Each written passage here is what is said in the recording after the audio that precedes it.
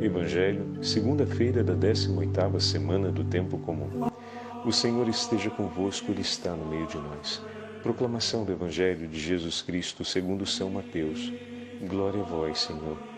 Naquele tempo, quando soube da morte de João Batista, Jesus partiu e foi de barco para um lugar deserto e afastado. Mas quando as multidões souberam disso, saíram das cidades e o seguiram a pé. Ao sair do barco, Jesus viu uma grande multidão. Encheu-se de compaixão por eles e curou os que estavam doentes. Ao entardecer, os discípulos aproximaram-se de Jesus e disseram: Este lugar é deserto, a hora já está adiantada. Despede as multidões, para que possam ir aos povoados comprar comida. Jesus, porém, lhes disse: Eles não precisam ir embora. Dai-lhes vós mesmos de comer. Os discípulos responderam: Só temos aqui 5 pães e 2 peixes. Jesus disse: Trazei-os aqui. Jesus mandou que as multidões se sentassem na grama. Então pegou os 5 pães e os 2 peixes, ergueu os olhos para o céu e pronunciou a bênção. Em seguida partiu os pães e os deu a seus discípulos. Os discípulos os distribuíram às multidões. Todos comeram e ficaram satisfeitos, e dos pedaços que sobraram, recolheram ainda 12 cestos cheios. E os que haviam comido eram mais ou menos 5.000 homens, sem contar mulheres e crianças. Palavra da salvação. Glória a vós, Senhor. Segunda-feira da 18ª semana do Tempo Comum, em nome do Pai, do Filho e do Espírito Santo. Amém. Queridos irmãos e irmãs, a Santa Liturgia hoje nos traz de volta para o 14º capítulo do Evangelho de São Mateus e nos apresenta a primeira multiplicação dos pães feita por Nosso Senhor, a narrativa do primeiro milagre da multiplicação dos pães. É oportuno recordarmos que a narrativa da multiplicação dos pães, ela aparece 2 vezes no Evangelho de São Mateus e 2 vezes no Evangelho de São Marcos. Os 2 evangelistas narram 2 episódios da multiplicação dos pães. Ao que tudo indica, segundo os estudiosos da Sagrada Escritura, trata-se de um mesmo episódio que foi narrado de 2 formas diferentes. A primeira narrativa do episódio, provavelmente de origem palestinense, ou seja, das comunidades cristãs oriundas da Palestina, é rico de sinais, símbolos e elementos que são próprios da tradição do povo palestinense. Então fala-se dos 12 cestos, fazendo alusão às 12 tribos de Israel, fala-se da oferta feita dos 5 pães e dos 2 peixes, recordando um pouco a imagem do profeta Eliseu, do episódio da multiplicação do óleo e da farinha que fez o profeta Eliseu. Ao mesmo tempo, também faz alusão a 2 dons distintos e muito bem precisos, né? Sejam os pães, seja a carne dos peixes, que traz à memória a imagem das codornizes e do maná que o Senhor ofereceu ao seu povo no deserto. Enquanto a segunda narrativa é uma narrativa, e o primeiro episódio é colocado na margem ocidental de origem palestinense do lago, enquanto o segundo episódio já é localizado na margem oriental do lago, que era a margem onde habitavam os povos de origem pagã, ou mais conhecidos como gentios.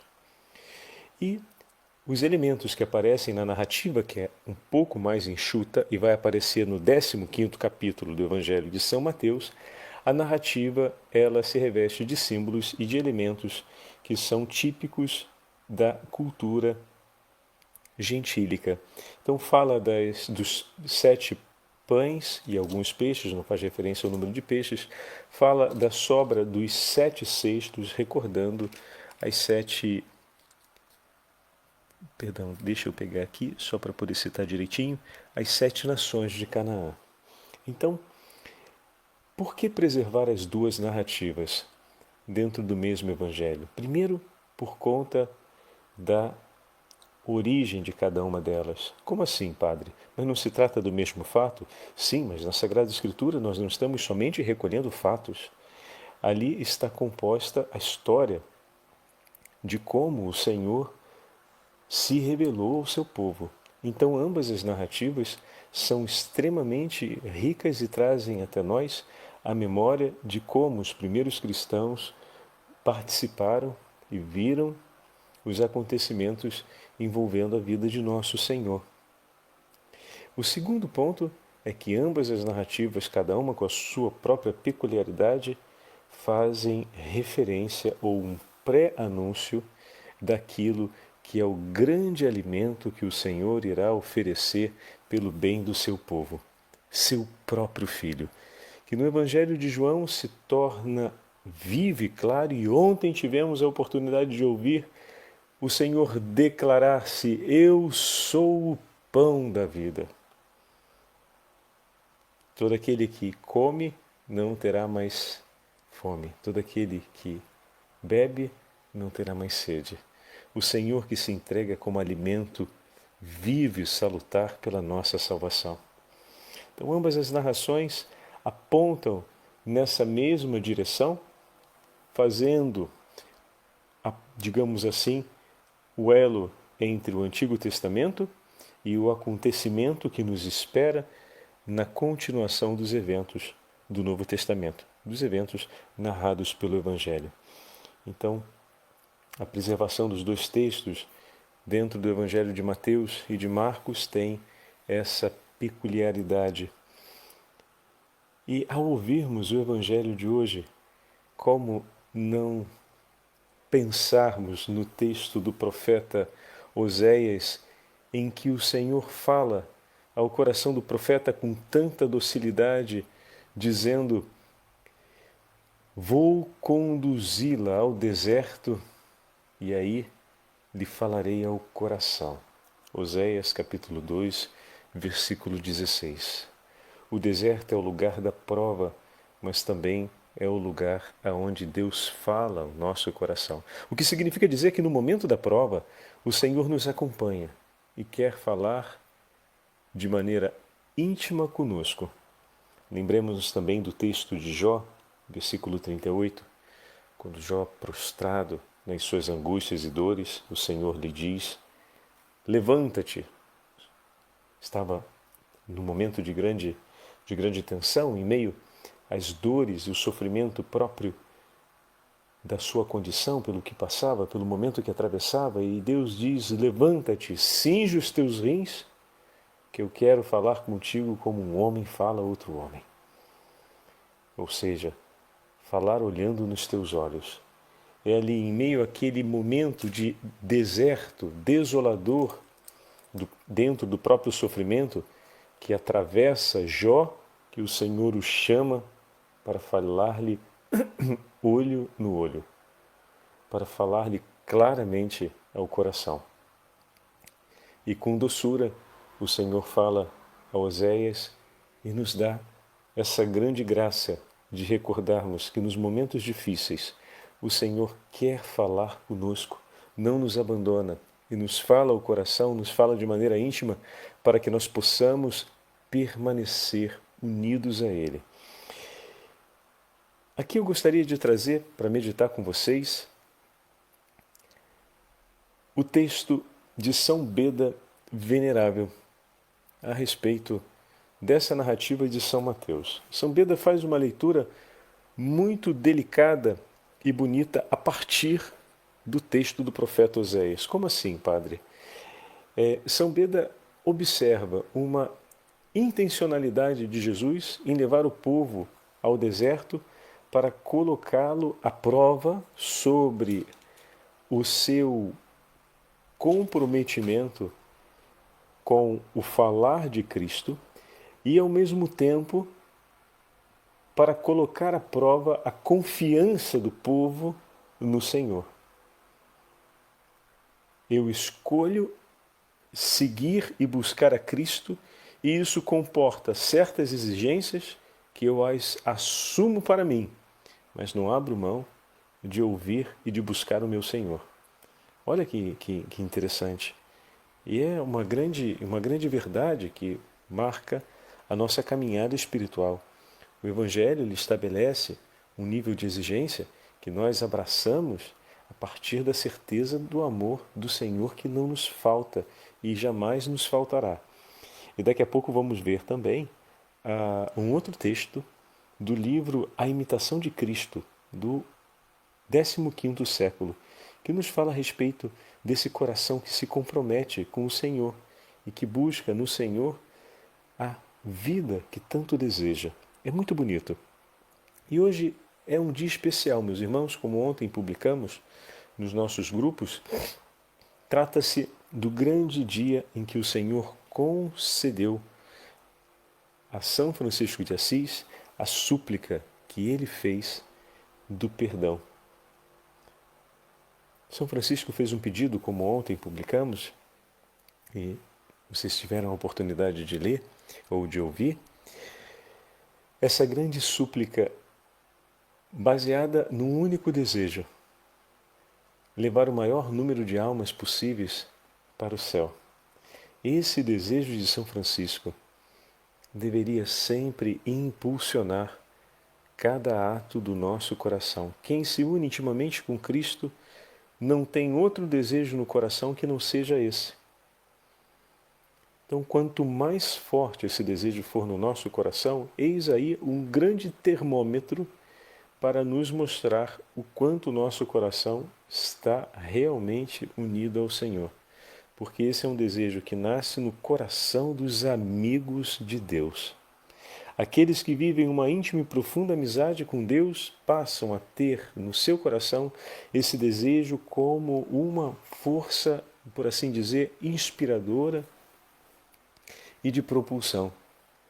São Francisco de Assis poderia ter pedido tanta coisa para Jesus, mas foi pedir exatamente isso, e um pedido muito ousado, mas de grande relevância. Um pedido que o Senhor não poderia negar a um amigo seu. Como um amigo fazendo um pedido que é o mesmo que encanta e faz derreter de amor o coração de seu amigo, não poderia lhe conceder? Se um amigo vem a mim e faz um pedido que é exatamente aquilo que faz o meu coração se derreter de amor por ele e em nossa amizade, como eu não vou conceder a ele isso? Mas com que docilidade o Senhor diz para que fosse até o Papa, e naquele momento o Papa estava na cidade de Perúdia, e se apresentasse e pedisse a ele, o pedido seria concedido através da palavra do Santo Padre. Que humildade de nosso Senhor! E ao mesmo tempo, que maravilha o Senhor confirma a respeito do amor pela nossa Santa Mãe Igreja. Como é bom sermos cristãos, sermos partes da Igreja de Cristo. E aquela concessão foi dada como concessão perpétua. Depois, ao longo dos séculos, tantas outras graças e bênçãos foram agregados ao perdão de Assis, a essa grande indulgência plenária, dando a possibilidade de ser cumprida pelo maior número possível de fiéis, não apenas aqueles que teriam a chance de um dia ir até a Porciúncula, mas por fiéis em todo o mundo, de maneira que centenas e milhares de almas pudessem receber essa graça e esse dom extraordinário. E como falarmos a respeito, volta aqui mais um daqueles acontecimentos que Deus reserva para a gente na Santa Liturgia, né? Como o Evangelho de hoje, e agora o texto de São Beda que vamos ouvir, nos faz pensar com carinho esse dom extraordinário do perdão de Assis. Como assim, Padre? Acabei de falar sobre o livro de Oséias. Vou conduzi-lo ao deserto e aí lhe falarei ao seu coração. O caminho preparatório para a indulgência não é outra coisa que não a preparação que o Senhor nos leva a passar para poder falar ao nosso coração. Jesus nos conduz através de um caminho de penitência, daí os exercícios todos relacionados à preparação da indulgência são exercícios espirituais que nos colocam num itinerário de penitência, nos colocam num itinerário de deserto. O silêncio interior, a contrição, o arrependimento dos próprios pecados. Depois do arrependimento, a súplica do perdão, o firme propósito de renúncia a todo e qualquer desejo e aliança com o pecado e os exercícios de oração que nos unem e que nos levam a professar outra vez a nossa fé e a manter a nossa comunhão com o Santo Padre e com a Igreja. E então o Senhor nos concede essa graça. Graça essa que não permanece reservada a nós exclusivamente. Podemos, por amor e misericórdia, entregar nas mãos da Virgem Maria em favor das almas dos fiéis que padecem no purgatório. Alguma alma em específico, de alguns dos nossos familiares falecidos, ou então as almas mais necessitadas, por aquela alma mais necessitada que a Virgem Maria sabe qual é. E podemos oferecer assim em favor ou na intenção de cada um desses nossos irmãos e irmãs a quem a Virgem Maria possa entregar. Olha que maravilha! Olha que maravilha! Então, São Beda escreve desse jeito. Mateus dá mais explicações que Marcos sobre a compaixão de Jesus, dizendo: cheio de compaixão, curou os seus doentes. Porque ter compaixão dos pobres e daqueles que não têm pastor é precisamente abrir-lhes o caminho da verdade, instruindo-os, é fazer desaparecer as suas enfermidades físicas, sarando-as, mas é também alimentá-los quando têm fome, e encorajando-os a louvar a generosidade de Deus. Foi o que Jesus fez. Então o Senhor desembarca, a multidão, vendo o barquinho que navega onde está Jesus, caminha ao longo da margem. Eles não têm uma montaria, eles não têm, vão a pé. Eles se apressam para poder chegar no lugar aonde o barquinho parece aportar. Então, continua São Beda, ele pôs à prova a fé da multidão. E tendo-a provado, deu-lhe uma recompensa proporcional, ou seja, deu-lhes um sinal, mas deu-lhes, sobretudo, a consolação de sua compaixão. Está vendo como é bonito? E como é que a gente pode pensar aqui o perdão de Assis? O itinerário penitencial que nos leva a uma prova, né? Nos purifica, nos leva a colocar à prova o nosso amor por Cristo, nos conduz finalmente ao mar da sua compaixão, ou seja, ao encontro com a compaixão do Senhor, que oferece, por amor, uma recompensa, ou seja, uma graça extraordinária. Efetivamente, continuando o texto, procurou um lugar isolado, para ver se as pessoas tinham o desejo de o seguir de fato. E elas seguiram-no. Tomaram a toda pressa o caminho do deserto, não de burro ou outro veículo, mas a pé, mostrando assim, com o seu esforço pessoal, a preocupação que tinham pela sua salvação e o desejo de ouvir a Cristo Jesus. Por seu lado, Jesus acolheu esta gente fatigada, como Salvador e médico cheio de poder e de bondade, instruiu os ignorantes, curou os doentes e alimentou os famintos, manifestando assim a alegria que lhe dá o amor dos que creem. Que bonita essa percepção, essa delicadeza com que São Beda comenta esse movimento, dizendo: bom, o Senhor colocou-os à prova para recolher do coração deles esse ato de amor e poder oferecer por eles o tesouro da sua compaixão. E ainda entregar um sinal em favor da fé de todos aqueles homens e mulheres que ali estavam e que caminharam ao encontro do Senhor. No livro A Imitação de Cristo, nós ouvimos essa narrativa a respeito do reino de Deus e da ação do Espírito Santo, mas que fala a respeito da forma como o Senhor Jesus permanece conosco e nos conduz. Ouçamos.